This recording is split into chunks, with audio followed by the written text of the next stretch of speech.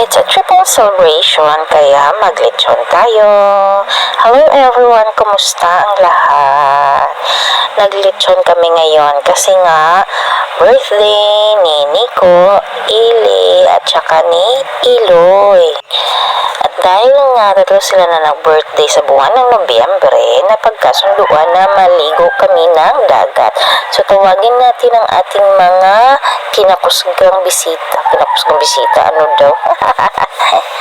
Ewan ko ng Tagalog ng kinakusgang bisita. Basta may, syempre, nag-invite kami ng mga kapitbahay namin, syempre. Open ito sa lahat.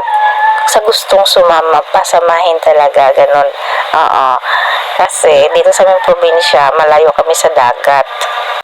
Napagkasunduan din namin na dapat maaga kaming makaalis kasi nga malayo pa yung dagat na pupuntahan namin. At saka iwas-iwas na rin sa init. O, kita mo na itong sa Auntie Joby. Ang ganda ng shade, shade. Ayan, nakuha ko pang magpa-video kung paano umakyat. So, ganyan pag-akyat, diba? Excited ang bawat isa na pumunta sa dagat. So, yan yung mga kasama namin, diba? Thank you so much nga pala sa nag-donate ng sasakyan. Sir Nickel Mones. Ay, mali na pala ngayon. Congratulations, Kapitan Nickel Mones. Ayan. Sa kanya ho itong sasakyan. Siyempre, ayan, tawagin na natin si Auntie Norma. Hi, Auntie Norma. Kumusta? Thank you so much, Auntie Norma. O, diba? Sabi ko sa kanya, Auntie Norma, sama tayo. Magdala ka lang ng mga damit. Huwag ka na magdala ng pagkain. Kasi meron na kami dalang pagkain.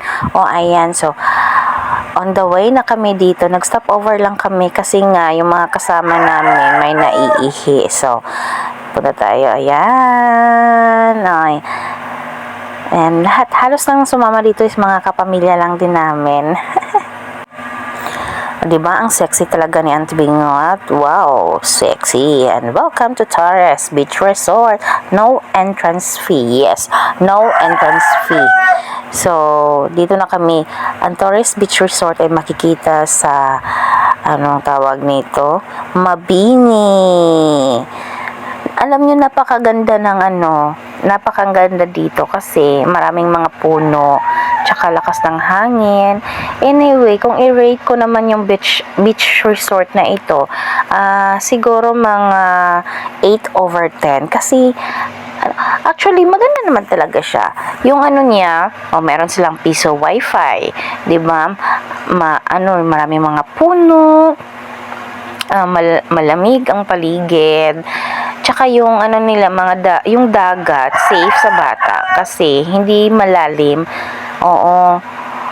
Mag-enjoy talaga yung mga bata. Kitang-kita lang din sila sa site mo ba? Sa site. Yan yung dagat. Di ba? Bakit ko binigyan ng 8/10 na rating? Kasi, yung CR nila, hindi pa masyadong though, malinis naman talaga pagpasok mo. Pero, sa labas, hindi pa talaga siya na-renovate ng maayos. Tsaka, maraming langaw. Ewan ko, baka may malapit na poultry dito. Pero yung nila, yung cottage nila, dun sila babawi.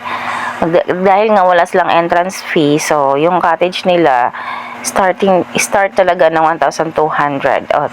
Pag minimum yan, dapat meron parang hanggang 25 person ata yung 1,000. Sobra kami sa 25. So yun, nagdagdag kami ng bayad. Syempre, naging photographer na naman ako dito kay Auntie Bingot. Sige, post Auntie Bingot. Ayan. So, yan. Gumawa ako ng tarpaulin para sa mga celebrant. So, natawa ako dito. Pagdating namin, syempre, kain agad. Kasi nga, ako hindi na ako kumain kasi sa bahay pa lang, nag-agahan na ako. Na lang ako, anong tawag ba yan? Yung kilaw-kilaw ba ng ulam? Hindi na ako nag-rice. Baka sabihin nilang, ang ko talaga sa pagkain. Ayan, binidyohan ko yung anak ko para makita niyo. So, ano pang inaantay ninyo? maligo na din kayo dito sa Torres Beach Resort. So, napakaganda. Safety talaga sa mga bata. Kung ang iisipin nyo lang din is yung kaligtasan ng mga anak nyo, dito na kayo. Kasi, ano lang, kayang-kaya nila. Oo. Malayo ba sa, malalim? Siyempre, nag-rent din kami ng video. Okay? Kasi yung pamilya, mahilig talaga sa kantahan. Kasi nga, yung pamilya, magaganda ang boses. Kahit ako nga kumanta. Kasi nga, maganda yung boses ko. Uy, joke lang. Hindi talaga maganda boses ko. Pero, mahilig talaga ako sa kumanta, uy. Happy birthday, my love. Enjoy your day. Ayan, pakainin natin para ma-energize sa pagligo. At hindi tayo iyak-iyakan nitong mamaya. Ayan, syempre yung inulam niya, lechon talaga. Kasi favorito talaga niya, lechon. Ayan.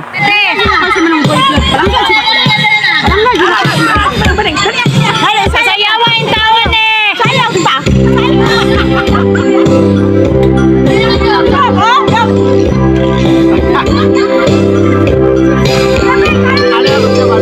Walang kagiray ka. Walang kagiray.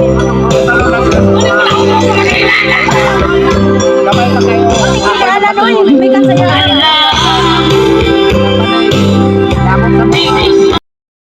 At dahil nga tipsy na ang karamihan, ayan yung mga matitigas ang katawan sa pagsayaw. Pag nakainom, ayan, nagiging dancer na talaga. Sige, uncle, sayaw pa, very good. Igiling pa ng igiling.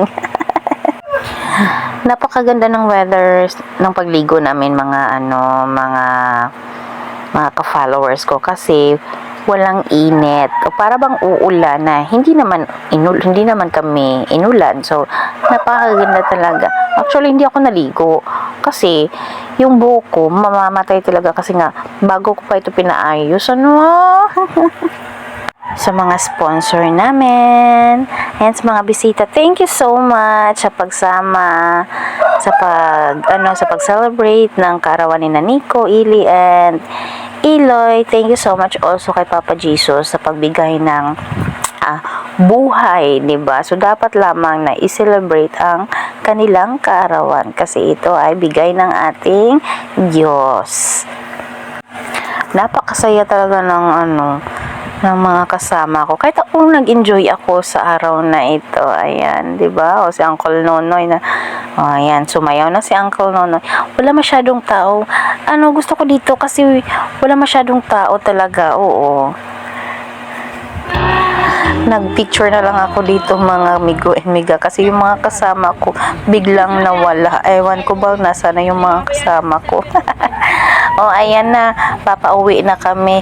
Kanina, nung papunta pa kami sa dagat, yung mga kasama ko, parang sino. Kasi nga, ang gagara ng mga postura. Ngayon, habang papauwi kami, parang hindi na maitsura. Ayan, natulog na.